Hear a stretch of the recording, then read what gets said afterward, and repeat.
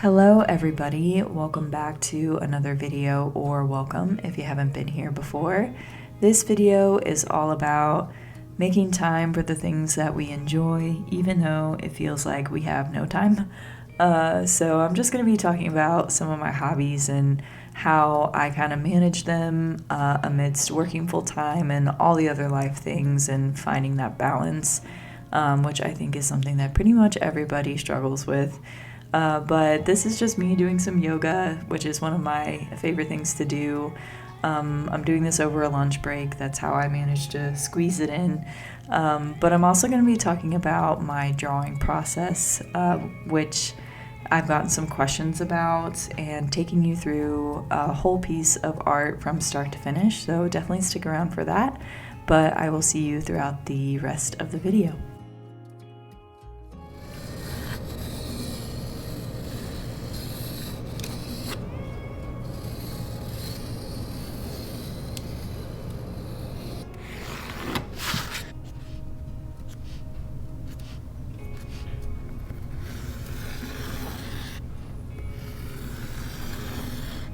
You'll want to reduce the muddiness of your template as much as you can, just because it will help you down the line. But I usually erase all these little tiny lines in the center because that's where all of the imperfection really shows. It's out here, out in these outer layers that the inconsistency doesn't matter as much. Also, if you were being a little bit more picky and taking your time with it really well, I just did this one super quick. You can definitely reduce those imperfections a lot, but this is just a rough, your rough guide here. Can be turned on. How could you alone?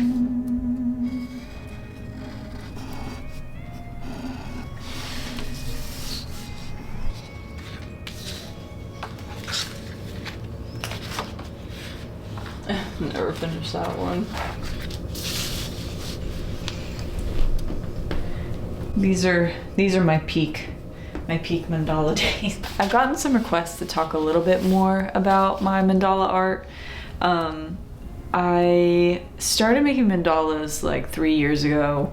It was right after my brother died, and I really needed a hobby that would liquidate my brain. I actually enrolled in an art class that was a mandala art class. It was basically just like it was an hour a week. It was a very simple 1 credit, like mandalas for mindfulness, like extracurricular basically. And I enrolled in it because like I just saw it and I was like, that could be what I need.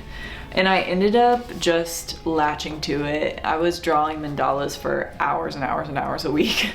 And that's where these ones were born out of. Really, all you need to get started is paper, some micron pens, a protractor, a compass, and a ruler, and a pencil. That's what I really like about it so much, is that it's so simple. You don't need a whole lot of stuff to do it. And a big thing for me is like I really need hobbies that don't require a ton of supplies. Mandalas just work for me because honestly I'm not very good at drawing outside of drawing these. If you're looking to get into mandala drawing, I would really recommend maybe even getting coloring books to start with and coloring them. They also make like pre-drawn templates that you can just fill in the design. The repetitive motion, it literally makes my mind go empty, and there is pretty much nothing else in the world that does that for me.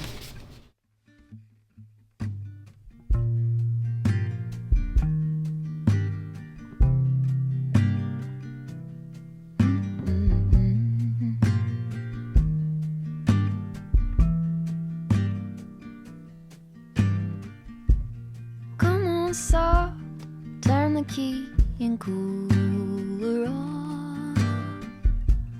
This a pause for relief. Free pass, you don't even have to ask. the sun. Someday I will see the whole deal through. Today I've got better things to do. Okay, to leave a little bit undone and be the cat in the sun.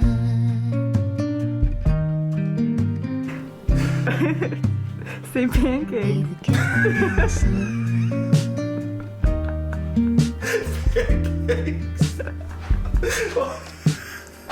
Why? Set aside every empty spreadsheet. I'm gonna use your knife. On the grind.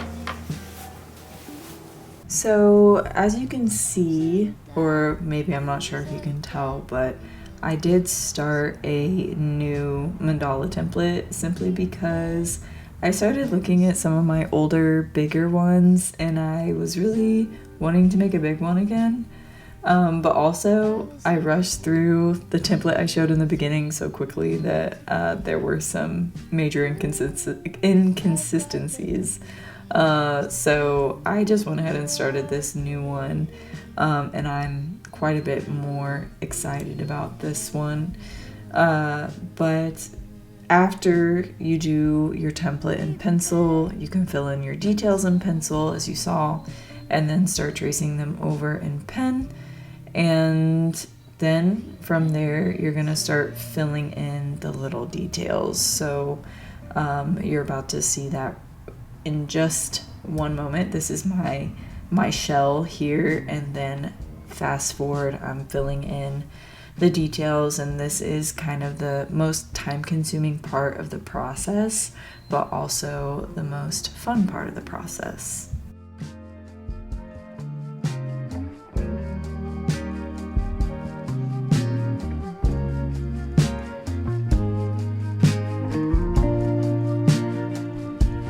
Stretch out, lean back, be the cat.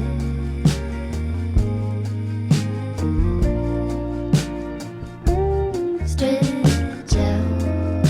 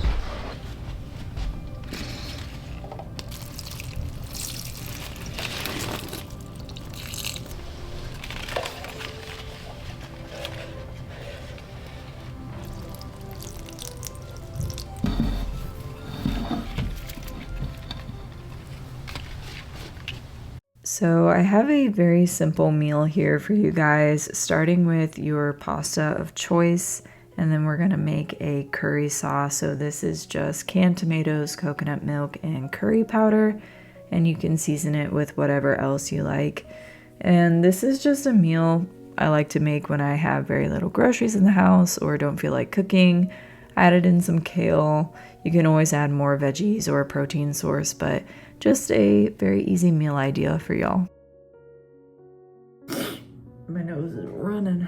I wanted to come on and say hi. I just got back from doing an event for work a bit ago, and so I'm home quite a bit later than I normally would be, but I knew I still wanted to make sure I got up to a couple things I enjoy tonight, so I'm probably gonna play my piano a little bit and read a book and do some editing and on a video. Things have been super hectic lately. We've taken a couple trips in the last few weekends. We also got the flu.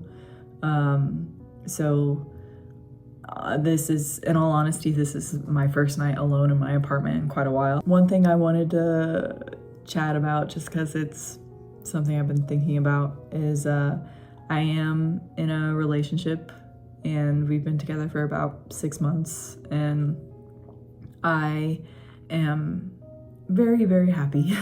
And as you guys know, like, it's not just work and school and things like that take away from the time you have to do what you enjoy, your alone time, etc. It's also family and romantic relationships and friendships, and we have to balance all of those things. And also, when you're in a newer relationship, like, you do tend to get a little consumed with it, and I think that's very normal. So I have been spending a lot of time with him at his house, and that's all fine. It's all very good. We're very good at, like, existing together, so I feel like I can definitely do the things that I enjoy, still when I'm with him, and while he does the things that he enjoys, and we're good at just kind of like sharing space, occupying the same space together, even if we aren't fully engaged with each other. And that's been really nice, and a dynamic I haven't really had before. It's also just something to consider as far as, like, balancing out how you're spending your time and making sure that you're still prioritizing the things you like to do and your alone time and things like that. Also, something I've been thinking about a lot is that I do want to be married. I do want to have kids. That's very important to me, and I'm not in any rush or anything, but it's kind of crazy, but I do truly feel like, this is the person I'm going to marry, and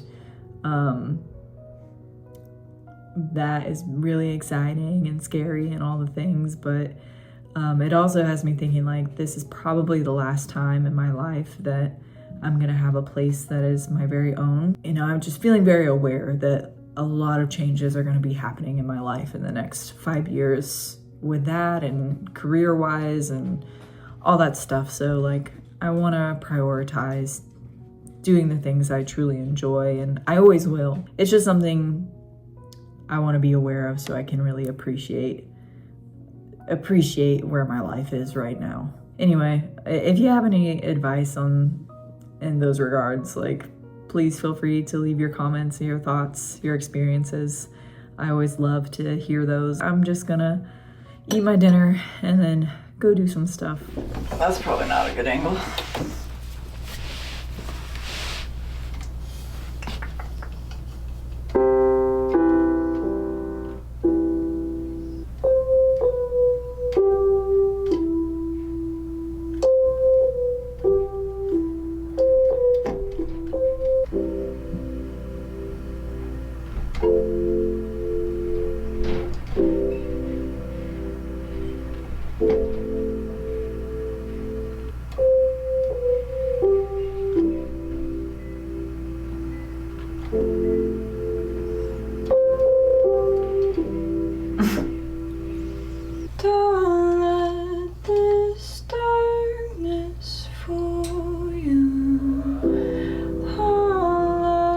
Turned off can be turned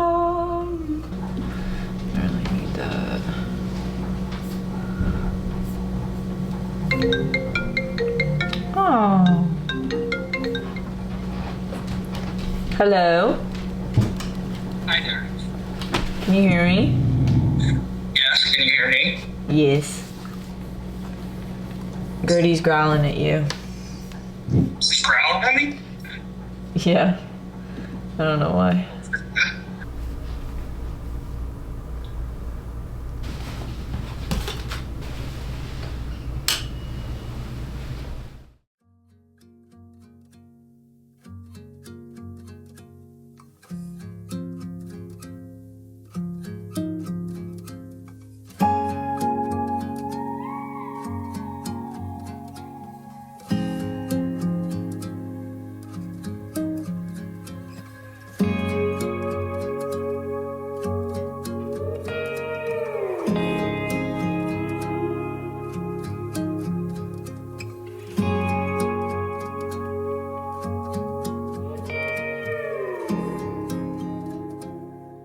Alright, I don't know if this is the best angle, but I wanted to show you guys my outfit today. This is a thrifted sweater from American Apparel, just a basic turtleneck, a little skirt that I thrifted that I'm pretty sure is actually from the 90s. It's very cute. I don't remember the brand right now. These are just some fleece lined tights and some Steve Madden boots, and my earrings are thrifted as well. I feel like I used to really attach the things that I did in my free time, my hobbies and interests or whatever, to my identity and my value as a person so heavily.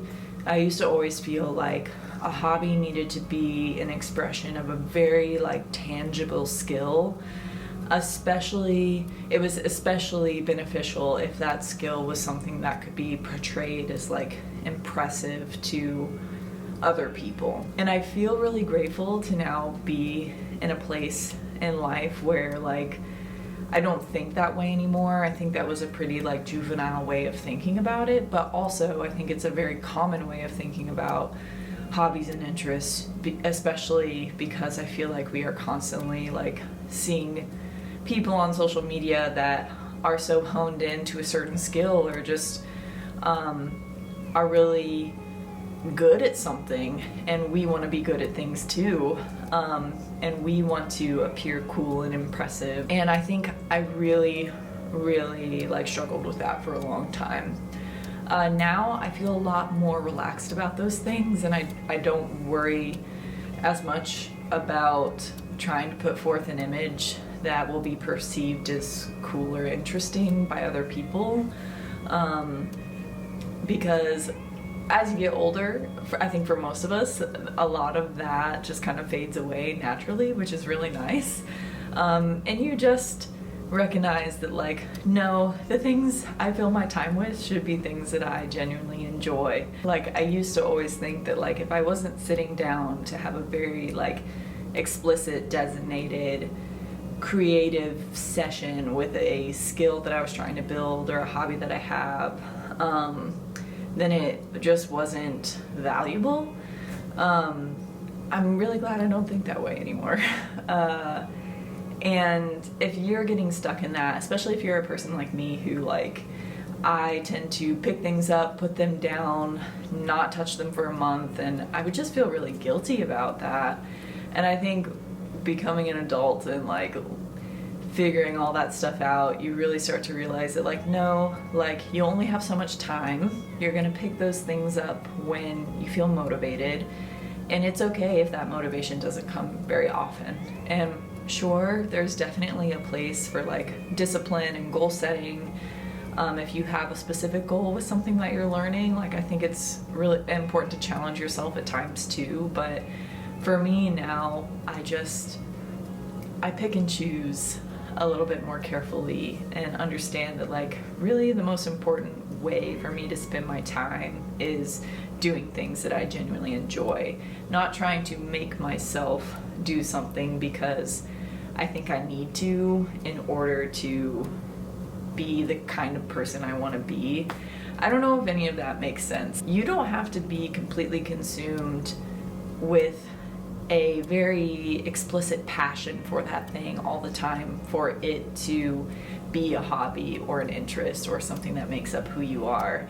it can be something that you pick up from time to time and put down.